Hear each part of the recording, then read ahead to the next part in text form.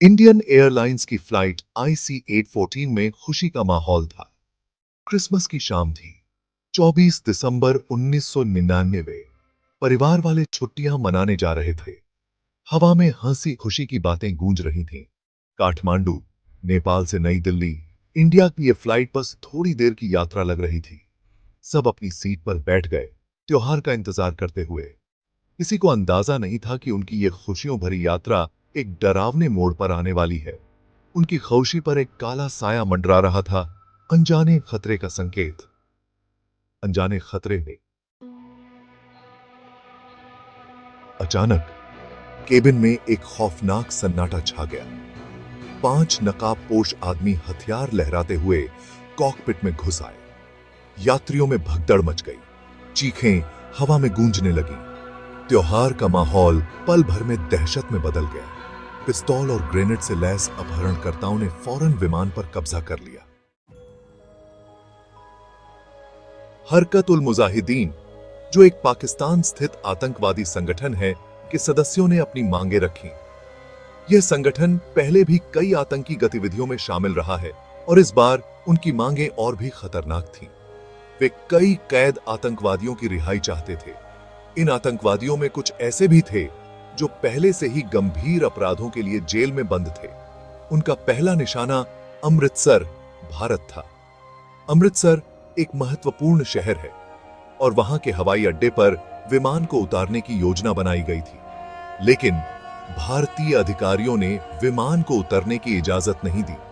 अधिकारियों को डर था कि विमान के उतरने से स्थिति और भी बिगड़ सकती है। मनाही से निराश अपहरणकर्ताओं ने यात्रियों को जान से मारने की धमकी दी। यात्रियों में डर और घबराहट का माहौल था। हमने अपहरणकर्ताओं से बात करने की कोशिश की, लेकिन वे बहुत ही आक्रामक थे और किसी भी तरह का समझौता करने को तैयार नहीं थे। यात्रियों की सुरक्षा पर जोर दिया। हमने उन्हें समझाने की कोशिश की कि यात्रियों की जान बचाना सबसे महत्वपूर्ण है।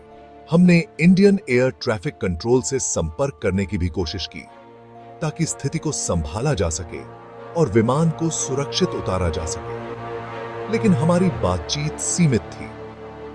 रेडियो संचार में कई बाधाएं आ रही थीं और स्थिति को संभालना मुश्किल हो रहा था। अपहरणकर्ता हमारी हरकत पर नजर रखे हुए थे।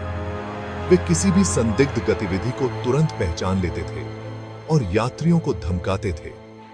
विमान, जो अब एक खतरनाक खेल का मोहरा बन गया था, को सीमा के दोनों ओर से शरण नहीं मिली। यह स्थिति और भी तनावपूर्ण हो गई थी क्योंकि विमान को कहीं भी सुरक्षित लैंडिंग की अनुमति नहीं मिल रही थी। इस पूरी घटना के दौरान IC 814 के पायलटों ने अद्भुत बहादुरी और पेशेवर रवैया दिखाया। उन्होंने न केवल विमान को सुरक्षित रखने की कोशिश की, बल्कि यात्रियों की सुरक्षा को भी प्राथमिकता दी। भारी दबाव में भी वे शांत रहे। उनकी सूझबूझ और त्वरित निर्णय लेने की क्षमता ने कई जानें बचाईं। अपहरणकर्ताओं की लगातार धमकियों के बीच उन्होंने विमान को अनजान इलाकों में उड़ाया। यह एक कठिन और चुनौतीपूर्ण कार्य था, लेकिन उन्होंने इसे बखूबी निभाया। अपहरण पर भारत सरकार की शुरुआती प्रतिक्रिया को धीमा और नाकाफी बताया गया। अधिकारियों के बीच समन्वय की कमी स्पष्ट थी। विमान को रोकने के लिए लड़ाकू विमान भेजने में देरी हुई।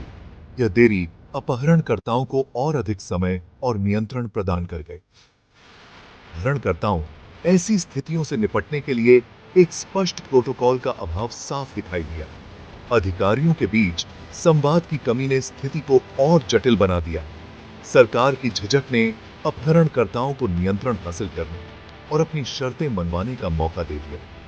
यह एक गंभीर चूक थी जिसने स्थिति को और बिगाड़ दिया। इस संकट से निपटने के सरकार के तरीके पर लोगों का गुस्सा फूट पड़ा।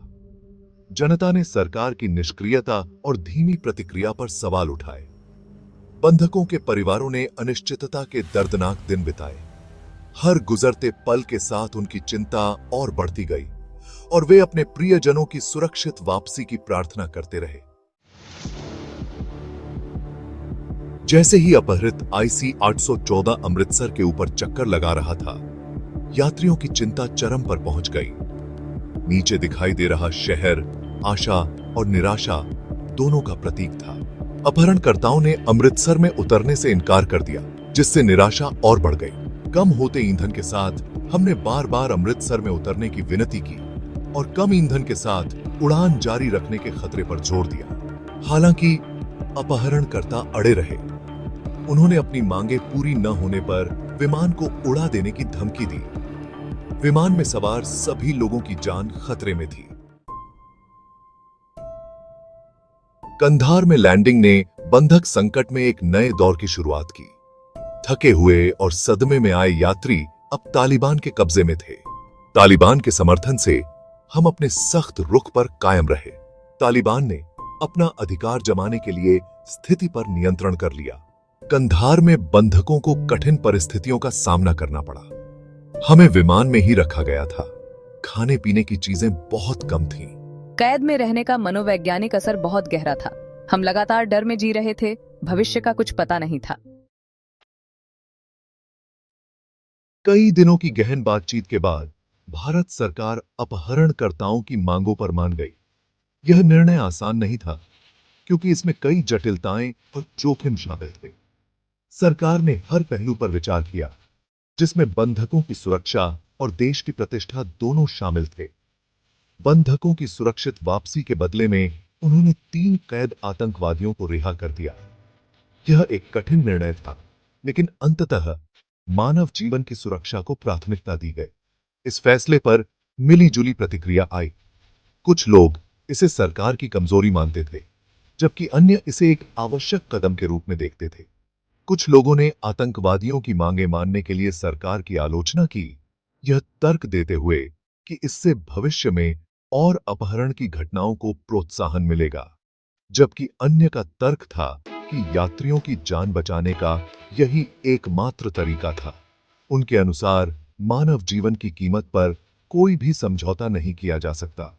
कैदियों की अदला बदली 31 दिसंबर 1999 को हुई। यह दिन भारतीय इतिहास में एक महत्वपूर्ण मोड़ के रूप में याद किया जाएगा।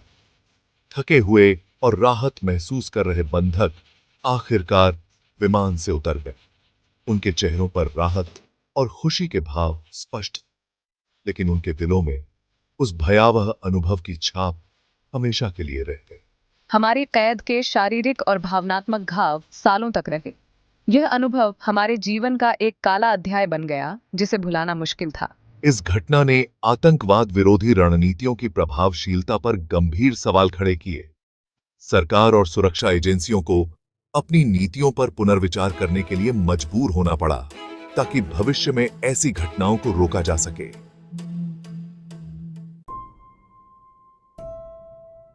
IC-814 के अपहरण का भारत और दुनिया पर एक गहरा असर पड़ा।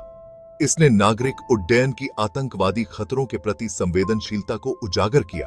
वापस आने पर हमें अपने अनुभव के सदमे से उबरने के लिए संघर्ष करना पड़ा। हम में से कई लोग पोस्ट ट्रॉमेटिक स्ट्रेस डिसऑर्डर से पीड़ित थे।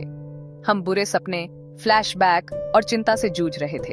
अपहरण ने उनके जीवन पर एक अमिट छाप छोड़ी। इस घटना ने भारत और पाकिस्तान के रिश्तों में भी तनाव पैदा कर दिया। IC-814 का अपहरण आतंकवाद की मानवीय कीमत की एक कठोर याद दिलाता है।